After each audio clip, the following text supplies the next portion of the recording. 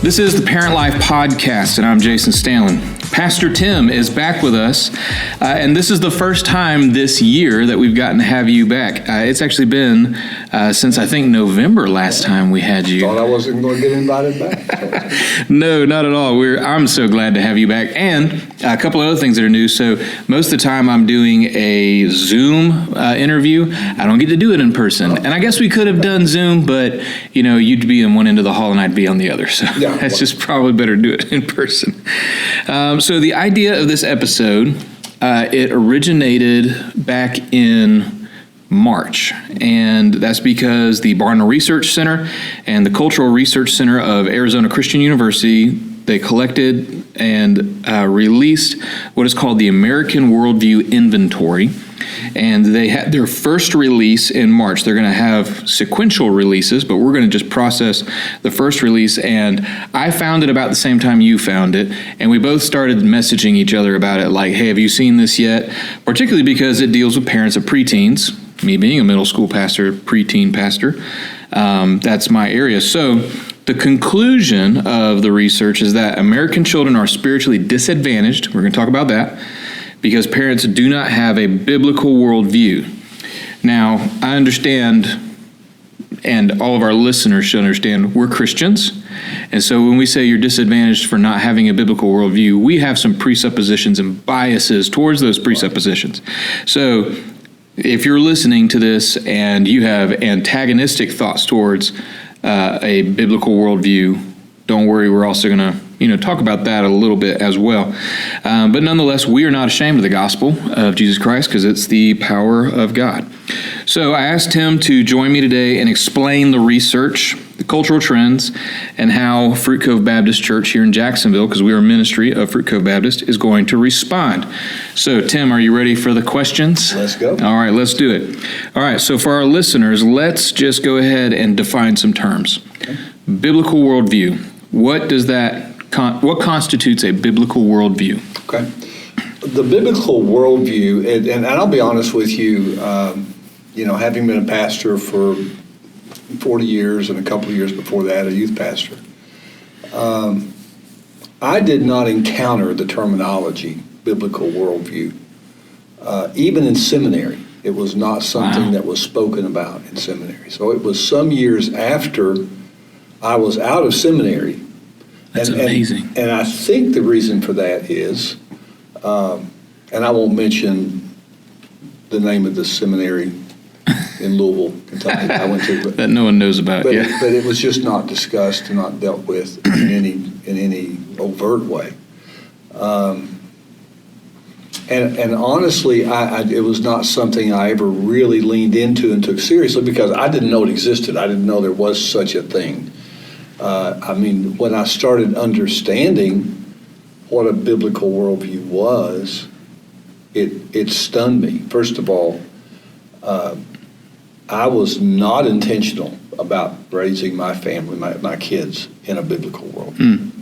Now, they ended up with it. They've embraced it, but it was not because they heard that in our home. There wasn't. No. Was there a need for it? Did you feel that need? Well, it was again, what we were dealing with in that time, and this was probably, mid-late 80s, what we were dealing with in churches at that time, in that era of church, we were starting to see the huge disconnect between what we were teaching in church and Sunday school and Bible studies and how kids were starting to act. And we were dealing with what is this wall between what we're saying and what we're teaching and what kids are actually living out in their lives.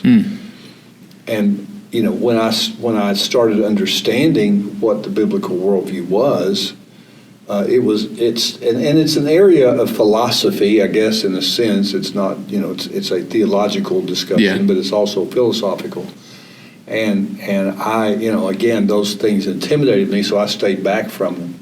But when I started understanding, I'm thinking, well, the problem is the kids are not being shown that the worldview that they have is really the thing that they make the decisions, their decisions out of.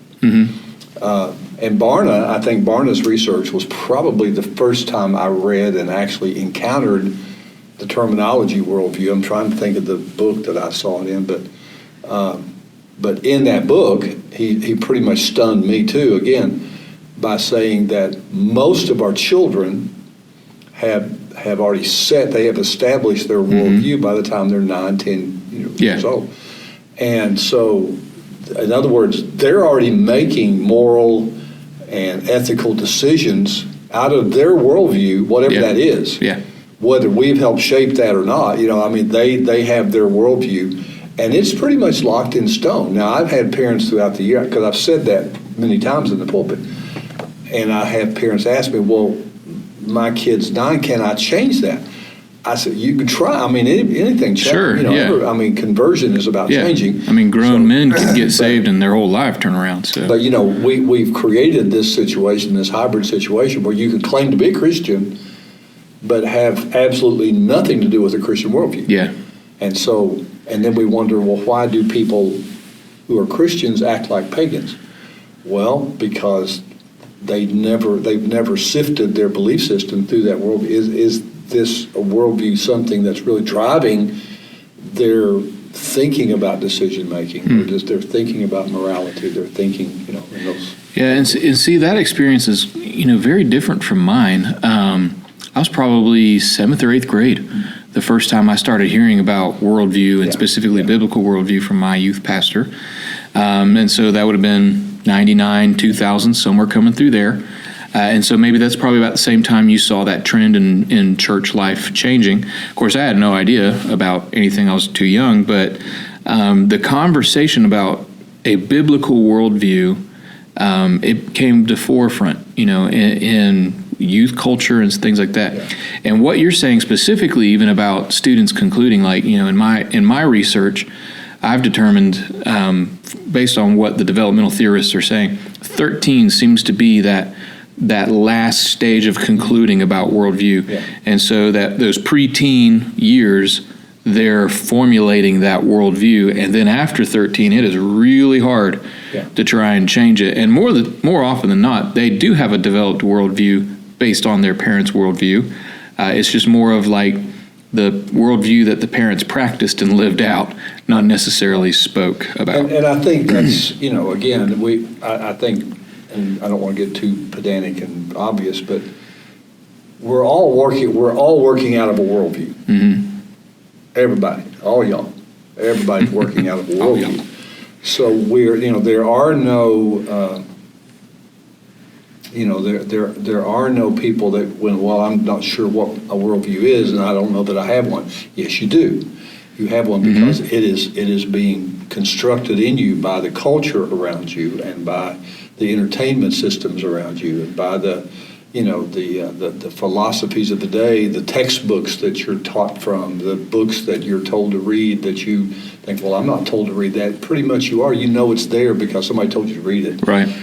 Music you listen to. All of these things are pouring into the worldview of your children. And we'll just kind of keep this on that level. I'm talking about kids and parents. But all of these things are informing that worldview, and you're either passively allowing that to happen, and by default it's happening, which I would say that's where most Americans I think so, and partly, and again, I'm not going to jump up in the front of the line and beat people up because I was there. I'm a pastor. I didn't know what a worldview was. Nobody ever told me. I'd never heard that before. So it's not surprising to me that when you talk to some parents, they're going, what are we even talking about? What is a worldview and why does it matter? Yeah. Well, it matters because you can't have a conversation with, Jason and I are talking, this is a worldview conversation, but every conversation you have is a worldview conversation. And so it's just, which one are you speaking out of? Which worldview are you coming at this from? So every argument happening in our country, every disagreement, every fracture, every riot, everything that's happened is a worldview-informed event. What's happening with Vladimir Putin in Russia is his worldview in action. This is how powerful is a worldview? Well, it can start wars, and that's what we're looking at. So understanding we have a right worldview, but also that we are communicating that to our children at a level that they can understand is a huge piece of parenting. Yeah. So. And for our listeners, a biblical worldview is where, if the worldview is the lens in which you view the world, the Bible essentially becomes the worldview. And, we're going to get more into this, but it's dependent upon how much you believe the Bible, how authoritative you think the Bible is, how much you allow the Bible to infiltrate your life actually determines how biblical your worldview is going to be.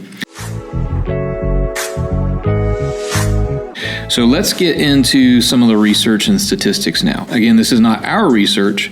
We're trying to interpret this pastorally for our church and for potentially others. So let's just talk about the 2% of Americans who have preteen children have a biblical worldview. Okay. All right.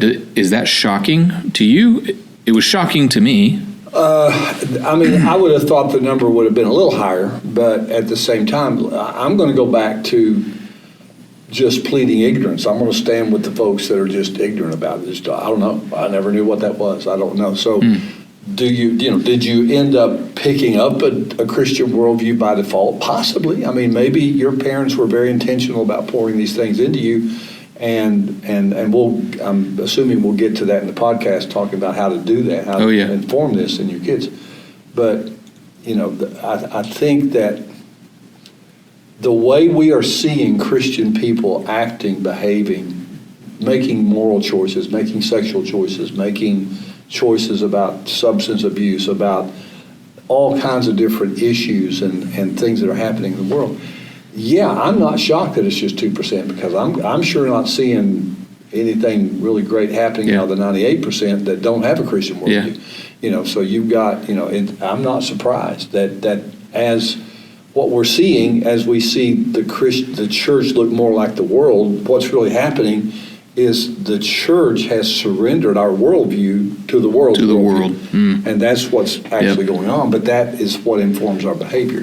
Kids' behavior is informed by their worldview. Yeah, and so that was all Americans are only 2%. Again, of parents who are predominantly millennials who have preteen kids.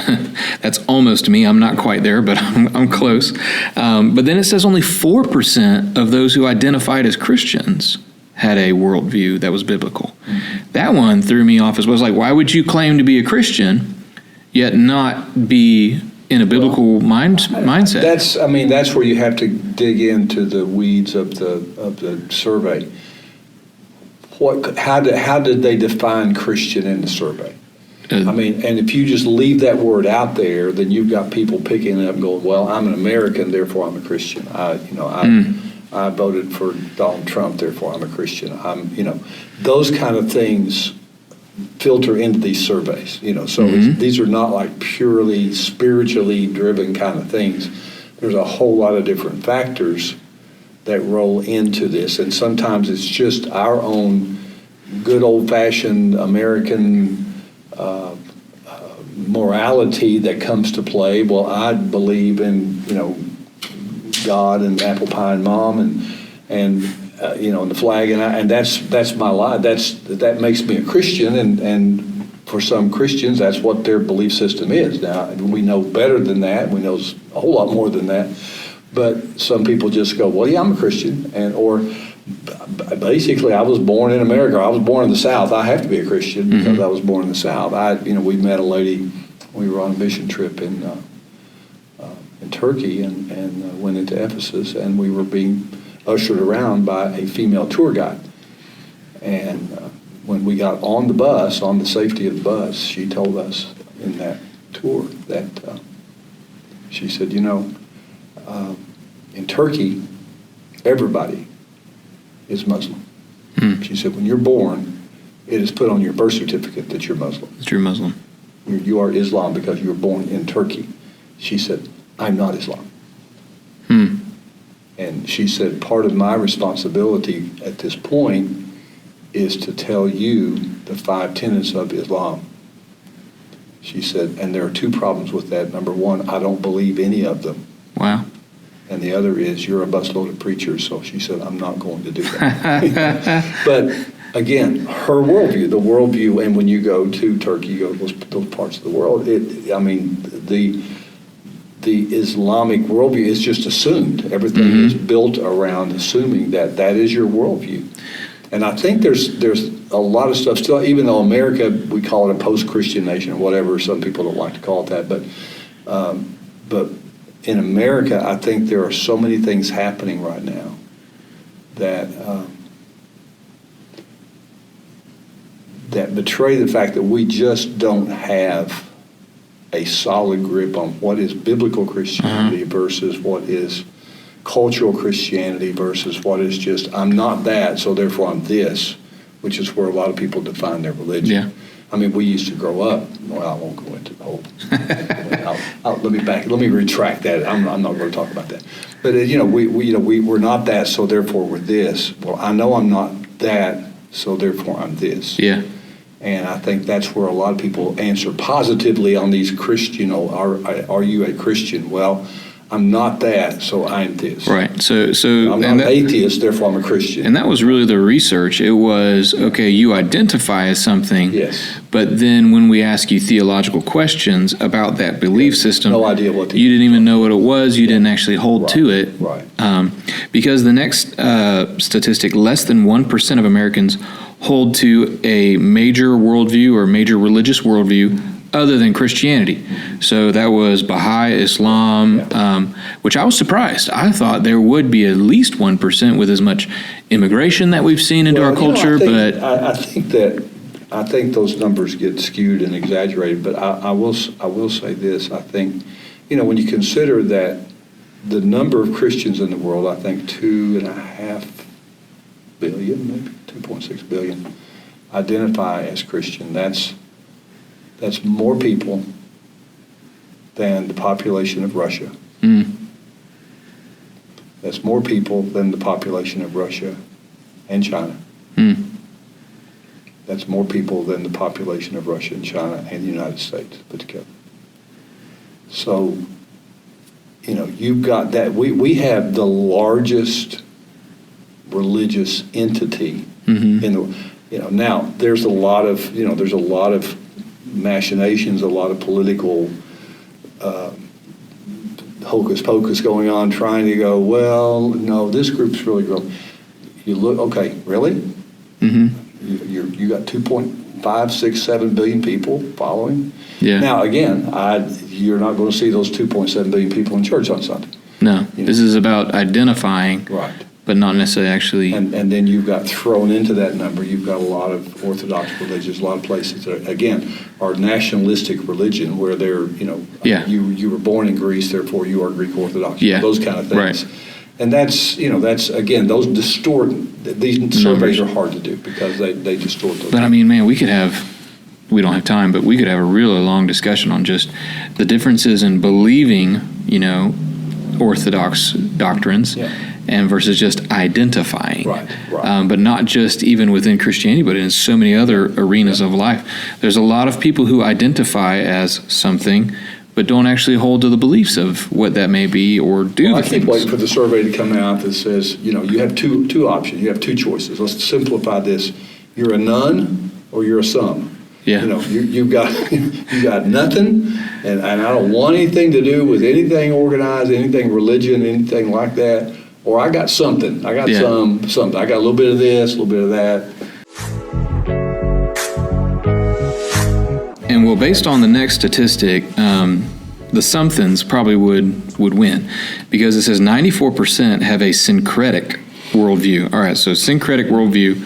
Let's explain what that is and maybe some of the little nuances there. Yeah, so the syncretistic, when you get into syncretistic religion, this was, I can give you the example. If you go back into the Old Testament, Baal worship in the Old Testament was more often than not an additive to the worship of Yahweh. Okay, so it was not like we're going to throw the altar of Yahweh out, we're going to add something to it, a little pepper, a little zing to what, some flavor. Yeah, and honestly, it was like it was in Thessalonica in Paul's day.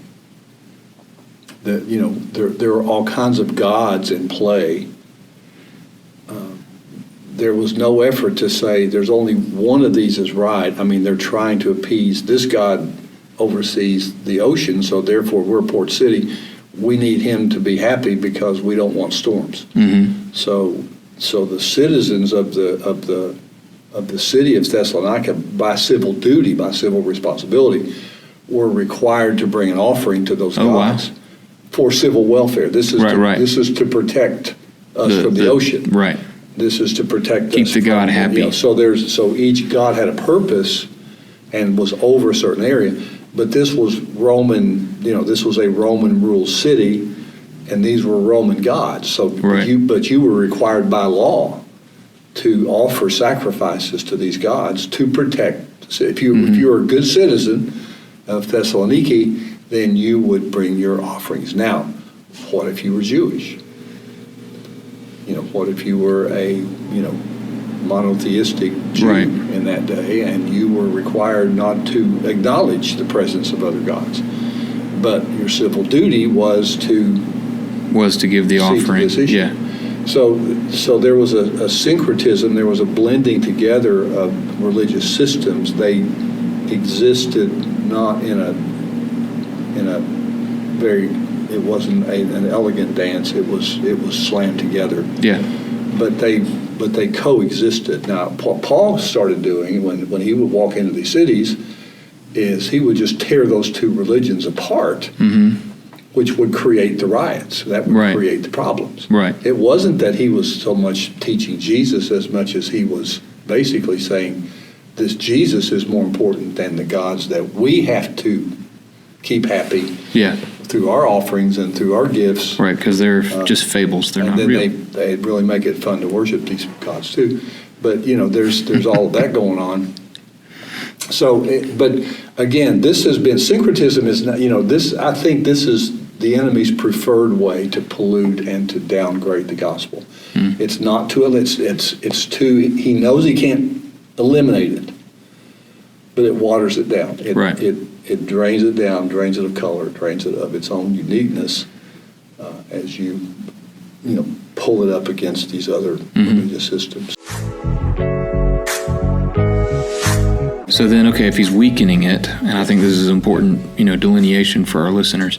If he's weakening the gospel or the biblical worldview, if we want to make those interchangeable, does he rob the gospel of its power?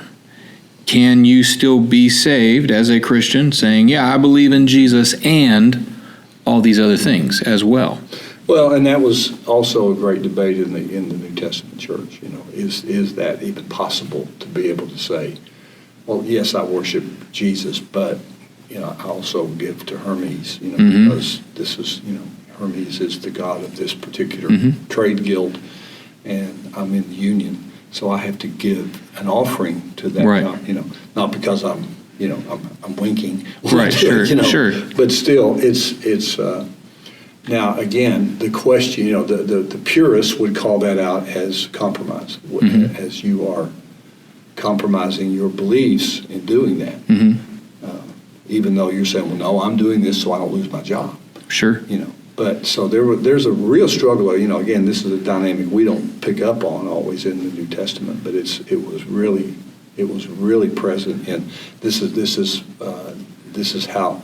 I mean, really, Paul and Silas got in trouble in Philippi. Yeah. Over singing. They got jailed. They got beaten and thrown in jail because they cast this demon out of this girl, this snake demon, out of this girl who was making her owners a lot of money. Right. Well, here was a religious system that was coexisting. Yeah. And now you come along and say, no, we can. You can't coexist, right? Mine. Okay. So, and we don't know. And again, we don't know how to have those dialogues today. Yeah. With people. I mean, either we want to give up too much, we give up too much ground, and we want to get along, so we give up the things that make Christianity unique, versus taking a stand and saying, no, we're not going to bend here. We have to. See, that's where I want to get to in our next kind of question is, okay, so how is it in our modern days, the syncretic worldview, and it seems to be more Eastern religions are the ones that we're doing more of the syncretism with.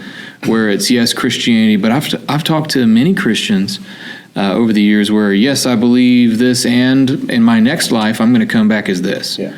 It's like, wait a minute, like, Bible doesn't have next life. That's a Hinduist or a Buddhist truth. Or you'll even hear like a lot of Zen Buddhism where I'm just seeking my own way out, trying to find my way to God. So how mutually exclusive are those in our modern culture? Because apparently 94% of people don't think they are. Well, again, I think they very much are. I think we don't even, I think it's so subtle we don't even always notice that it's happening or that it's happening. Our kids, and this is part of the problem that parents are having today and kids are having today. Our kids want to get along. Right. They just want to get along with their peers, with their, they listen to, they are getting really, they're really getting pushed back by the culture and basically mocked and ridiculed, made fun of, and everything else in ways that adults aren't always. And so it's easier for them to kind of go, here's what I'm seeing a lot right now, just personally, and I'm not working with youth like you do, but here's what I'm seeing a lot. I'm seeing a lot of kids that are going, I'm going to start identifying as LGBTQ plus whatever, not because I so much feel that I am, but because I want to identify with those who are. Yeah. So, because I'm a nice person. Yeah. Kind of, and it's almost like. Well, that is the new trend. They'll say things like, I don't want to be called boy or girl. I don't want to use the binary words. Yeah. I'm fluid, or I'm pan-gender, and or I know, something. and I'm not trying to hijack your conversation here, but I think that's exactly, it's the issue of the transgender, of all the other issues coming out of the sexual revolution and the LGBTQ stuff are about a worldview. And when you reject a Christian worldview that says God created, period. Yep. And this is his design. Yeah. Then you give up ground, and I think I've said this on the podcast before. You give up ground of being able to say, well, no, if you were born this way, that's who you are. Well, now they're saying, no, it's not that. Yeah. But again, those identity issues, those worldview issues are what's driving the problems down. And the fact that we don't have this worldview thing nailed down is why all of this is happening to us. Yeah, you brought up a critical point where, for the parent, if they're just, no matter what the topic is, if you've already allowed a syncretistic worldview to enter into your family, into your own personal life, you've lost a foundation because there's no absolute truth anymore to say this is right, this is wrong, this is God's design, this is what we hold to. You hate to draw a hard line in the sand, but it's almost like, listen, it's either the biblical worldview or it's something else, and you can't really do it together. Again, I think it is a conversation in this, but it's maybe a different one that we want to have. But we get back into the different kinds of tolerance that, and kids today are still being hard pressed. And I don't mean teenagers, I mean little kids, hard pressed to be tolerant of views that are things that they don't necessarily agree with, they don't necessarily buy into or understand, but they're being hard pressed to accept them because well, that's just if you're a decent person, that's what you're going to do. Yeah. And I think, again, I think there's a need for intellectual tolerance. There's a need for even legislative tolerance. We need to legally, if somebody wants to be moving off in those directions, they have every legal right to do that. We can't stop that. But we do not have to be morally tolerant. And that's where we haven't taught our kids well, that because of your worldview, you can't believe these things are are true. They are not biblical because of your worldview. Your worldview says God created, and that means God made you as you are. God doesn't make mistakes. God doesn't say oops. He doesn't drop things. It doesn't, God is God. And you either believe that or you don't have a Christian worldview, because, a Christian worldview is determined, it's based on, the cornerstone of that is God created. In the beginning, God. Yeah. In the beginning, God created the heavens and the earth. And if you don't have that firmly entrenched inside of you, then the rest of the pieces of it don't make much sense anyway. So. See, you have a knack at inviting yourself back, because that's a fantastic topic, just to come back and be like, okay, what are the differences in tolerance? And having the conversation with the kid, like, yes, you need to be socially tolerant or legislatively tolerant, but you don't have to be morally tolerant. But our culture is very much right now, not only do we want tolerance, not only do we even want acceptance, we want approval for everything. We want to flatten out. So if you have an idea, your idea is as valid as mine. If my idea is for you to fix your computer, well, why don't you just take your laptop and just drop it in the bathtub and leave it in there for 30 minutes and come back and get it. Yep. Well, I'm going to say, okay, well, number one, I'm going to be nice and say you're entitled to your opinion. Yep.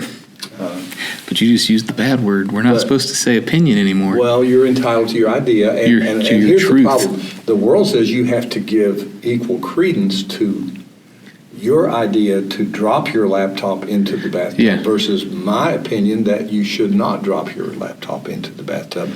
But nobody's now allowed to say one of those ideas is a bad idea, necessarily better than the other. Yeah. Okay. Now the language is, that's your truth and this is my truth. My truth. They're both true. But my truth is I will have a laptop when that's done. That's the real truth, right? But so how do you define truth? But that, anyway, that's... Tim, thank you so much for joining us. And as I said earlier, we're going to have you on again for another episode. For those listening, thank you for joining into the Parent Life Podcast today. I hope this conversation blessed your life and informs you in your parenting. If you're a member of Fruit Cove Baptist, of course, thank you, and we would really love to partner with you and your family as ministers. If you have any questions about me or my ministry, you can go to jasonstanland.com. If you have any questions about Fruit Cove Baptist Church, you can go to fruitcove.com to find out more about her ministries. And the links the links are in the bio and in the description. And of course, if you want any sort of interaction with Parent Life Podcast, you can email us at parentlife@fruitcove.com. May you be filled with the knowledge of His will and all spiritual wisdom and understanding. Colossians 1:9. See you next week.